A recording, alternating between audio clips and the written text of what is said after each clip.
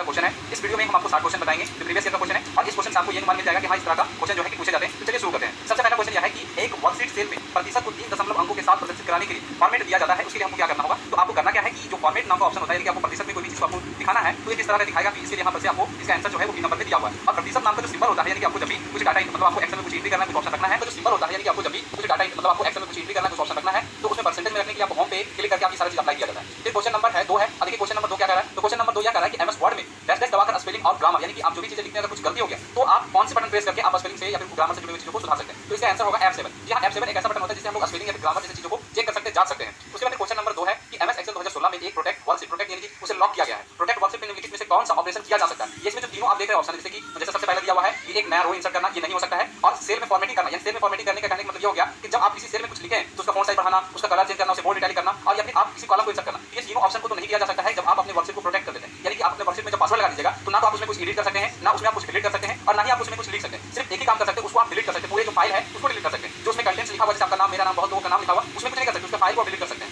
फिर question number है 4 है और ये सारा क्वेश्चन जो देखा आप अपने स्क्रीन पे देख रहे हैं ये मेरे द्वारा बनाया हुआ क्वेश्चन नहीं है। ये Bihar petrol data entry operator का क्वेश्चन है जो कि 10 तारीख 12वां महीना 2019 को एग्जाम दिया था। 9 से 10 सीट में पहला सीट में दिया था। इस वीडियो को लास्ट में देखिएगा, हम 60 क्वेश्चन आपको बताने वाले हैं और ज्यादातर ये क्वेश्चन जो है आपको एमएस वर्ड क्वेश्चन क्या लिखा हुआ है कि मेन डॉक्यूमेंट में डाटा को मार्जिन करने के लिए डैश डैश का उपयोग करते हैं। जी हां, एक डाटा सोर्स नाम का ऑप्शन होता है जो कि मेन मार्जिन ऑप्शन होता है एमएस वर्ड में, उसमें इस्तेमाल किया जाता है। और डाटा सोर्स ऑप्शन से क्या करते हैं, हमारे सिस्टम में जो फाइलें हैं, जो कंटेंट्स है, जो इंफॉर्मेशन है, उसको हम लोग क्या करते हैं मेन मार्जिन में लाने के लिए इसका इस्तेमाल किया जाता है। इसलिए जो आप 4 नंबर क्वेश्चन देख रहे हैं उसको आंसर जो होगा वो ए नंबर होगा, 1 नंबर। उसके बाद क्वेश्चन नंबर 5 है। एमएस 5 नंबर क्वेश्चन देखिए क्या कर रहा है कि एमएस एक्सेल 2016 में उपलब्ध अधिकतम रो यानी कि कितने रो होती है टोटल एक्सेल मतलब एमएस एक्सेल 2016 में टोटल रो की संख्या क्या होती है। तो टोटल अधिकतम जो रो होता है वो 10,48,576 होता है। टोटल कॉलम की संख्या जो होता है वो 16,384 होता है। तो ये आपका कॉलम क्या है जो कि अगर अल्फाबेट में देखें तो उसको XFD के नाम से जाना जाता है, ठीक है ना। XFD ये कॉलम का लास्ट कॉलम का नाम होता है और 16,384 कॉलम लास्ट कॉलम है। और सबसे ज्यादा जो टोटल रो की संख्या होता है वो 10,48,576 और टोटल कॉलम की संख्या 16,384 के नाम से बोलते हैं। अगला क्वेश्चन है 6 नंबर है कि एमएस एक्सेल 2016 में रिव्यू मेन्यू के अंतर्गत ट्रैक चेंजर में सिर्फ 2 ऑप्शन होते हैं। और सॉरी यहाँ पर ऑप्शन में दिया हुआ है कि 2 ऑप्शन इसका राइट आंसर है, इसलिए 2 है। इसमें 2 ऑप्शन में कौन-कौन से ऑप्शन होते हैं आपको बता दें। पहला जो होता है एक्सेप्ट का होता है, दूसरा जो होता है वो रिजेक्ट का होता है। इसमें आप एक्सेल में जाइएगा, उसमें रिव्यू पे क्लिक कीजिएगा तो उसमें ट्रैक चेंजर नाम का ऑप्शन होगा, उस पे जब आप क्लिक कीजिएगा तो उसमें एक्सेप्ट करने का और रिजेक्ट करने का 2 ऑप्शन होते हैं। यानी कि जो 6 नंबर क्वेश्चन है उसका राइट आंसर है, यानी कि सही आंसर में यहाँ पर से 2 दिया हुआ है, एक्सेप्ट और रिजेक्ट का।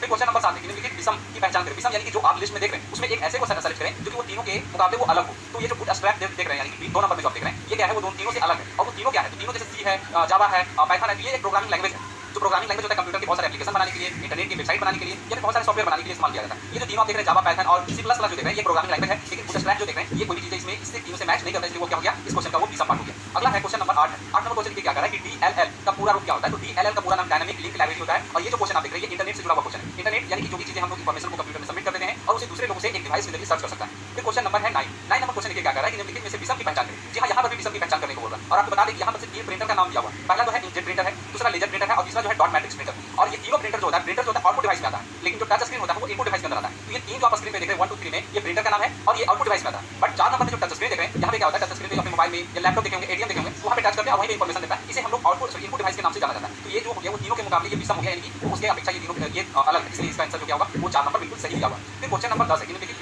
ऑप्शन में से विषम की पहचान करें। यहाँ पर विषम इससे साफ जाहिर हो रहा है कि इस टाइप के क्वेश्चन रहेंगे क्योंकि 3 4 तो इसी में रिपीट हो गया और आगे होगा ही शायद। तो देखिए यहाँ पे 10 नंबर क्वेश्चन क्या कर रहा है कि निम्नलिखित ऑप्शन में से विषम की पहचान करें। तो विषम इसमें एरियल है। एरियल इसलिए विषम है क्योंकि एरियल जो है वो एक फॉन्ट है। जैसे आप अगर पेट्रोल की तैयारी करते होंगे, जो लोग कर रहे हैं विद्यार्थी, तो उनको पता होगा कि गुरुटी देव पे हिंदी टाइपिंग किया जाता है, मंगल रविटन गिल पे हिंदी टाइपिंग किया जाता है और भी बहुत सारे ऐसे फॉन्ट होते हैं जिसमें हिंदी या फिर इंग्लिश के भी बहुत सारे फॉन्ट होते हैं। तो उसी तरह एरियल जो है वो एरियल इंग्लिश का फॉन्ट है, उसमें हम लोग टाइप है यानी कि लिखते हैं जो भी चीज उसको एक देखने के डिजाइन करने का तरीका है। और बाकी सारे जो इटैलिक देख रहे हैं, बोल्ड देख रहे हैं, अंडरलाइन देख रहे हैं, ये फॉन्ट स्टाइल है। एरियल फॉन्ट है और बोल्ड इटैलिक अंडरलाइन जो है फॉन्ट स्टाइल है। यानी कि जो एरियल हो गया वो तो फॉन्ट हो गया और बाकी सारी चीजें जो हो गया एक जैसा हो गया। तो एरियल क्या हो गया, विषम के अंदर चला गया। फिर क्वेश्चन नंबर 11 है। एमएस वर्ड में गटर मार्किंग यानी कि जो गटर मार्किंग होता है जिसे हम लोग कहते हैं बाइंडिंग करते हैं। अक्सर आप लोग जो बाइंडिंग करते हैं, जो अक्सर आप क्या करते होंगे कि मतलब जो भी चीजें फोटोकॉपी करवाते होंगे और कहते हैं भाई साहब से बाइंडिंग कर दीजिए। तो बाइंडिंग के जो साइज जो मार्जिन छोड़ा जाता है, जगह छोड़ा जाता है, पहले आपको ये बता देते हैं मार्जिन होता क्या है। मार्जिन जो होता है पेज के चारों तरफ चौथाई को बोलते हैं और गटर मार्जिन उसे कहते हैं जब बाइंडिंग करते हैं तो चारों तरफ जो देखते हैं रिंग टाइप के उसे घुमा कर लगाता है ना, उसी को हम लोग क्या बोलते हैं कि बाइंडिंग बोलता है। उसे सेट करने के लिए हम गटर मार्जिन का इस्तेमाल करते हैं। उसके बाद क्वेश्चन नंबर 12 है कि निम्नलिखित में से कौन सा पावर पॉइंट 2016 में अमान्य यानी कि इनवैलिड व्यू ऑप्शन है। इसमें जो पेज नाम का आपको बता दें कि पेज नाम का जो ऑप्शन होता है वो एमएस वर्ड में होता है और यहाँ पे क्वेश्चन है एमएस वर्ड नहीं, यहाँ पे है क्वेश्चन पावर पॉइंट का। तो पावर पॉइंट में स्लाइड सॉर्टर होता है,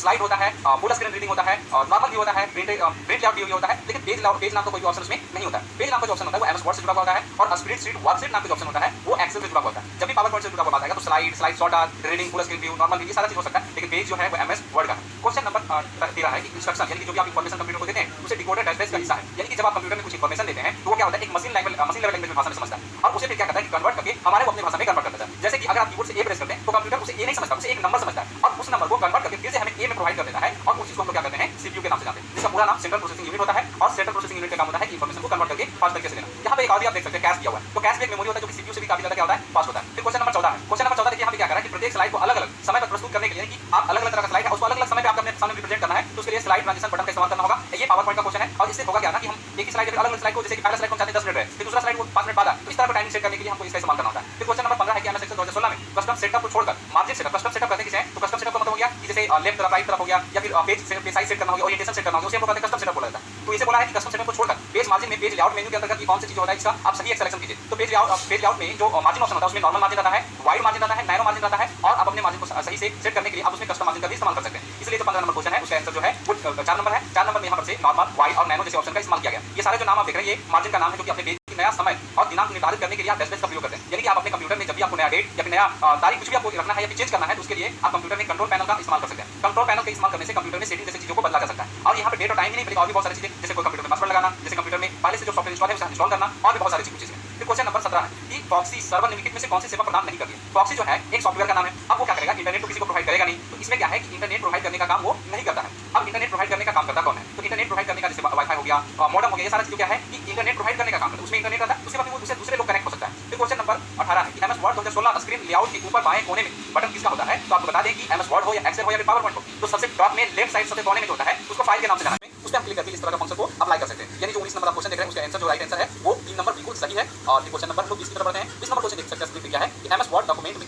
एक टेबल इंसर्ट करने के लिए जब आपको एमएस वर्ड में रो या फिर कॉलम आपको बनाना है, तो उसके लिए आपको इंसर्ट पे क्लिक करना होगा। इंसर्ट जो है होम के बगल में होता है, इसे Alt+N का भी इस्तेमाल करके इस इंसर्ट पे जा सकते हैं। Alt+N प्रेस कीजिएगा, इंसर्ट पे चले जाइएगा। फिर क्वेश्चन नंबर 21 है कि एमएस एक्सेल 2016 वर्कशीट की संरचना की सुरक्षा के लिए डैश टाइप पर क्लिक करने के बाद प्रोटेक्ट विकल्प का सिलेक्शन कर सकते हैं। यानी कि ये जो रिव्यू नाम का ऑप्शन होता है उसमें ऑप्शन रहता है आप अपने फाइल को लॉक करने का। तो चलिए इसका प्रैक्टिकली थोड़ा दिखा देते हैं, क्योंकि बार-बार रिव्यू का ऑप्शन आ रहा है और बार-बार ये जिक्र आ रहा है कि प्रोटेक्ट करने का, अपने फाइल को लॉक करने का, अपने फाइल को सुरक्षित करने का। एक बार आप अपने स्क्रीन पे देखिए कि कैसे कहां पे रहता है। जैसा कि आप देख रहे हैं कि हम एक्सेल ओपन कर लिए हैं और यहाँ पे रिव्यू नाम का ऑप्शन दिया हुआ है। रिव्यू ऑप्शन पे जब क्लिक करते हैं तो यहाँ पे देखिए protect sheet, protect workbook, upload और सेव नाम जैसे ऑप्शन है यहाँ पे दिया हुआ है। यानी कि इस तीनों ऑप्शन से हम अपने फाइल को सुरक्षित करने के लिए ही इस्तेमाल किया जाता है। इसलिए इससे बहुत सारे क्वेश्चन हमेशा जिक्र किया हुआ रहता है। फिर क्वेश्चन नंबर है 22 है कि एमएस एक्सेल में आपके द्वारा खोले और काम किए गए मौजूदा वर्कशीट में किए गए वर्तमान में मतलब आप उसमें कुछ चेंजिंग करना चाहते हैं। यानी इस क्वेश्चन ये कहना चाह रहा है कि एमएस एक्सेल में आप पहले से फाइल सेव किए हुए हैं, पहले फाइल से उसको ओपन किए और उसमें आप कुछ चेंजिंग करते, परिवर्तन करते हैं। यहाँ पे साफ लिखा हुआ परिवर्तन करते। तो आप जो परिवर्तन किए, जो चेंजिंग किए हैं, तो इनमें से कौन सा जो ऑप्शन है वो एकदम सही नहीं है। जैसे अगर मेरा नाम है राहुल, तो राहुल पहले से लिखे हुए हैं, फिर उस फाइल को ओपन किया, उसमें कुमार भी ऐड कर दिया। अब हम ये चाहते हैं कि उस फाइल को जो कुमार लिखे उसमें क्या हो, अटैच हो जाए, तो उसके लिए हमको सेव करना होगा। तो इस सेव में से आप बताइएगा कि कौन सा विकल्प जो है सही नहीं है सेव करने का। तो Alt+S जो है वो सही ऑप्शन सेव करने का नहीं है। बाकी फाइल या फिर ऑफिस मेन्यू पेज के अंतर्गत हम सेव कर सकते हैं,